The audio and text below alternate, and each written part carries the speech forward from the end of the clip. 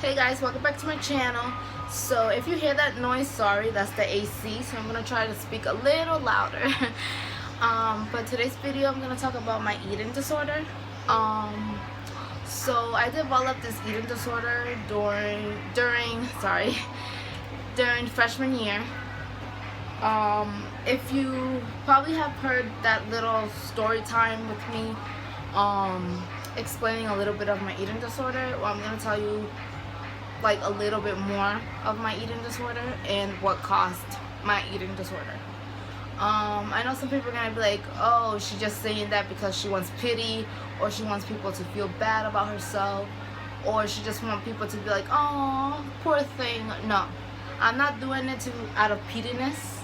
I'm not doing it so people can be like, oh, like oh, this happened to her. No, I'm saying I want to share my story with you guys because I want younger girls my age, or even less my age, to not go through what I've been through, and to think that it's cool or that it's okay to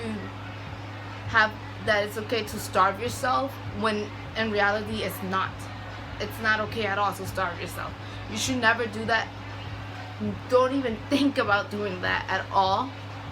And this is my story that I want to share. Like I said again, I don't want girls that are my age or less my age to go through what I've been through, because it's very horrible. It's very scary, to the point that I was hospitalized.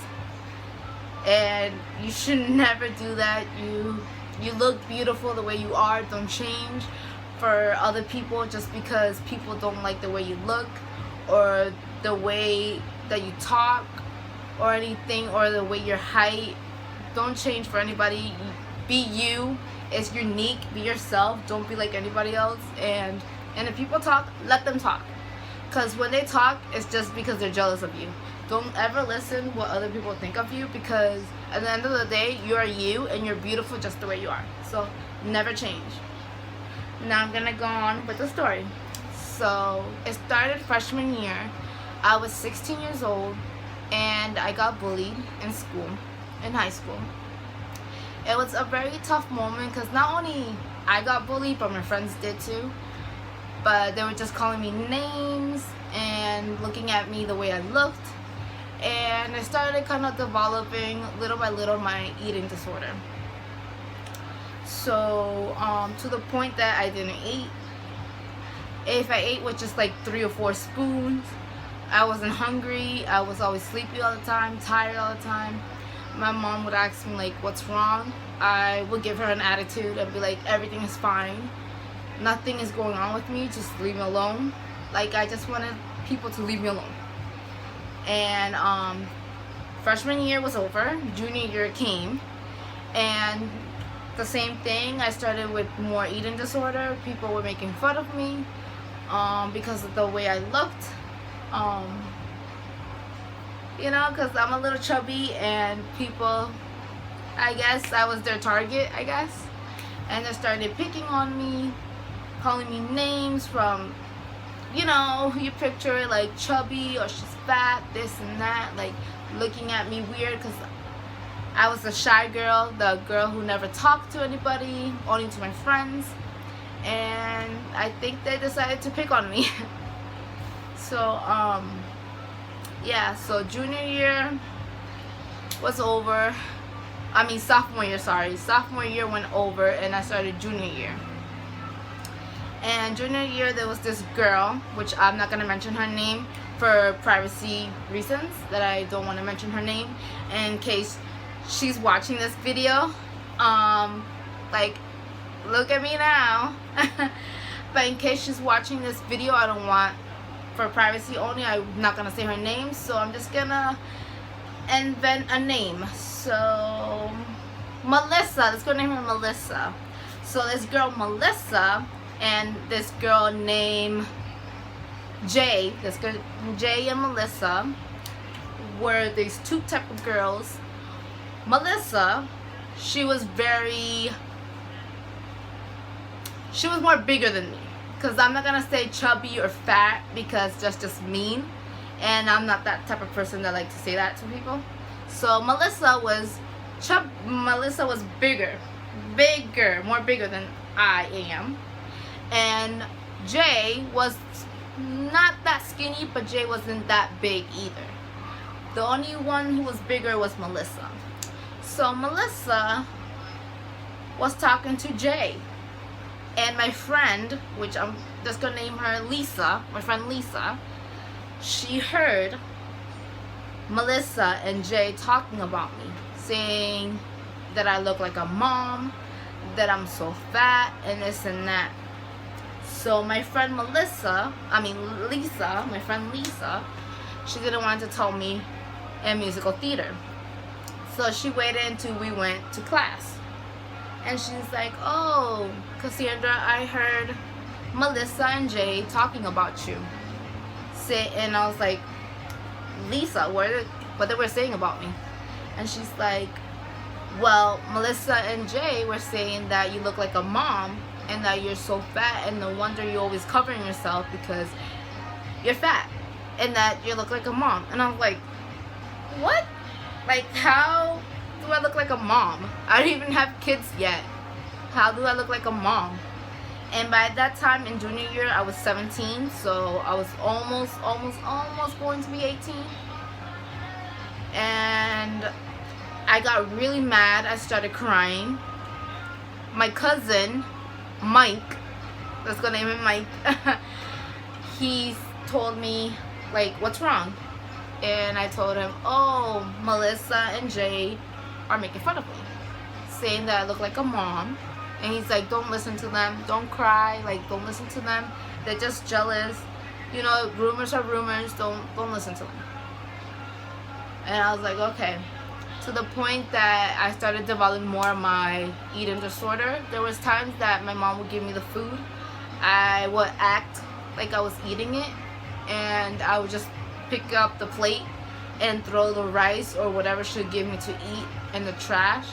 And she would ask me, do you eat it? And I'm like, yeah. People in my family or my mom's friends, they would ask my mom, oh, your daughter's losing a lot of weight, like, is she doing a diet or anything like that? My mom's like, no. So mom's like, probably she's losing weight because she's growing up. And you know how teenagers are, they change when they're in high school, and their bodies change too, and they grow and all that stuff. So people were like, okay. So I started getting more skinnier. I started getting like weaker. I started sleeping a lot often, not in school, but at home. I started sleeping more often. I was really tired. My mom would ask me, like, what's wrong? I'm like, nothing, I'm just like tired. I used to be very pale. My lips were very pale. My hands were always cold and pale. My lips and my face too. People were telling me, like, telling my mom, like, she's very pale, like, you should, like, take Cassandra to the hospital because she doesn't look good. So when I went to that day, I woke up, I told my mom my chest hurt. I was gonna go to school, but I started having like a chest pain. So I was like, okay, so you're not going to school. Call to your school and tell them that you're not going to school today because I'm taking you to the doctor. So I called them. I'm like, yeah, this is Cassandra. I'm calling because I'm not going to school. I have a chest pain and my mom's bringing me to doctors. And they're like, okay, just bring a doctor's note. And I was like, okay. So I hang up on them. I call my doctor and I'm like, oh, hey, this is Cassandra. I'm calling because I want to make an appointment. I don't feel good. My chest is hurting so much to the point that I can't breathe. And they're like, uh-oh, come. Just like, come, get dressed or whatever and just come. So I got ready. My mom bring me to my doctor's appointment and my doctor checks me. And they take my blood. My iron was very low. My iron was 3 point something, very low. I didn't barely have blood in my body. I lost weight. Like, I don't know how much I weighed before, but I lost weight. I was very weak. Um, they told my mom, oh, go bring your daughter home. And then they called my brother. My brother, he was at school that day. They called him on his phone, and I told him, tell your mom that she has to bring Cassandra to UMass, because Cassandra has her blood 3 point something, and that's not good. So my brother called my mom and explained to her the situation of what's going on with me. So my mom was crying, and I was like, what's wrong? And she's like, we have to bring you to UMass. And I'm like, I don't want to go. And she's like, I don't care what you want to do. You're going to go to UMass and you're going to go. Like, I don't care. So that was my first time going to UMass. They didn't put no blood transplant on me or anything like that. I just went there. They did x-ray on my chest. They told me that I have like a little hole in my heart. Like a heart, I don't know how to say it, but I have like a little hole in my heart that it opens up and it closes and when I'm breathing. I don't know if I still have that little hole in my heart, but that's what they told me when I was younger. So yeah. So that's what they told my mom. They did more blood samples. My blood was still low. They put like, they hooked me up in machines, IV, and everything on me. They were checking me, and then they told me that I was gonna stay there, but then they discharged me from the hospital, and they told me to go see this hospital. And I met up with a good doctor. I forgot his name, but he was the best doctor ever. They gave me vitamins for the iron, and that helped a lot with my iron going up. So I was getting better. I stopped seeing that doctor.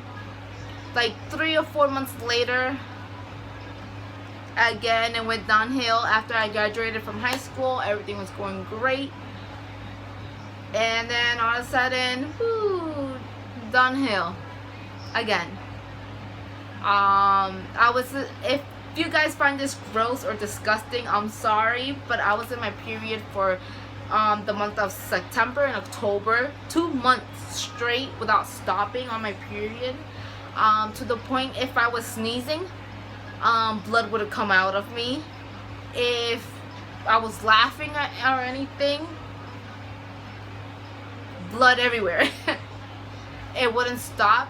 I think I spent like 3 or 4 bags of pads, like no lie, because it was like September and October, like half of October, with my period that wouldn't stop at all. And then the next morning I woke up with a chest pain. My mom was gonna go to work, and I was like, Mom, like my chest hurt, and I was really pale, really white. My lips were really white, like I was all pale. I looked like a ghost basically. And my mom's like, like I don't know if I should leave to work or not, but if I end up leaving to work, I know that I'm gonna probably end up finding you dead. And if I do, like I wouldn't not do, I'll be crying if I would have found you dead. So my mom called in to work, and she explained. She called my aunt, and she's like, let's go take Cassandra to the hospital, because look at her. And my aunt's like, yeah, she looks very pale, and Cassandra doesn't look herself at all. So they take me to the hospital. The hospital over there, they check on me, and they found a polyp inside of me. And they say if that would have turned into cancer. So they found that it was bigger than my thumb. And thank God that they found that in time. And they called an ambulance. The ambulance took me and my mom to UMass. My aunt was following the ambulance. They did more tests. They took more blood. I was still low of blood. They put me 3 bags of blood. Like 3. Not 2, not 4. It was 3 packs of blood. On me with the IV hooked up in the machine, and I was just really weak. I was started getting color, The next day they were gonna operate me. They checked me again, my blood, and they say your blood is a little higher. We're gonna like operate you fast. So they operate me. They took the polyp off inside of me. They went to to send it so they can test it to see if it wasn't cancerous, which thank God it is not, and thank God I'm here and I'm here talking to you guys. But I think if I wouldn't have told my mom that day that my chest was hurting me, I think I would have not been here with you guys, talking to you guys through my camera and saying my story to you guys.